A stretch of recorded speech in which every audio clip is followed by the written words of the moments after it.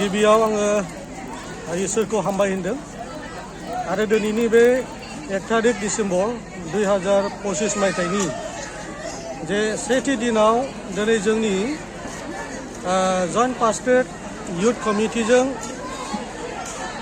खुंफुंजानाय जे दिनैनि pre Christmas celebration आरो बेजों लोगोसे लोब्बा लाखिनानै दिनै जोङो बेवहाय गोबां होंगो दोंगो जोङो नुनो मोनदों।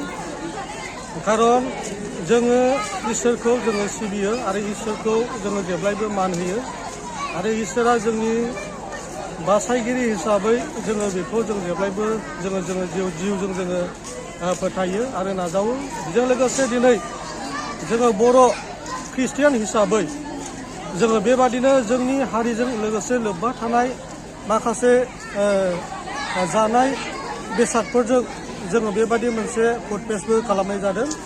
बेबादिनो जोङो दिनै नुनो हायो गोबांनो जे जोङो जोंनि जे बर'नि जानाय जे आइटेमफोर बे जाहैबाय अनला खारि आरो लोगोसे बेबादिनो नारजि अमा आरो अमा एवनाय आरो बेजों लोगोसे बेबादिनो फिथा सावनाय आरो गोबां रोखोमनि जे जोंनि बर' हारिजों जे लोब्बा थानाय जोंनि जानाय लोंनाय जोङो बेफोरखौ दिनै जोङो बेवहाय रेडि खालामनाय जादों आरो जोङो बेफोरखौ जोङो जानानै जोङो बेसेन होनानै जोङो जानानै जेन' जोंनि ख्रिस्टीय समाजाव माखासेखिनि जोंनि रांखान्थि जे बेबस्थायाव जोङो मदद खालामनो हायो।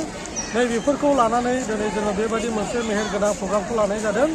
दा बेनिखायनो दिनै आङो खावलायदों जेन' जोङो जेब्लायबो जोंनि ख्रिस्ट समाजखौ जोङो गोथाङै आरो खौसेथियै लाखिनायजों लोगोसे जोङो बेबायदि जोंनि हारिनि माखासे जानाय बेसादफोरखौ जोङो जेब्लायबो गोथाङै लाखिलांनो थाखाय जोङो बयबो नाजानांगौ। बेखौ लोब्बा लानानै दिनै जोङो जोंनि एमब्रिपुर पास्टेट युथ फेल'शिपआ बे मोनसे मोजांथार प्रग्रामखौ खालामनाय जादों। बेखायनो आङो गासैबो अर्गानाइजार बिथांमोनखौ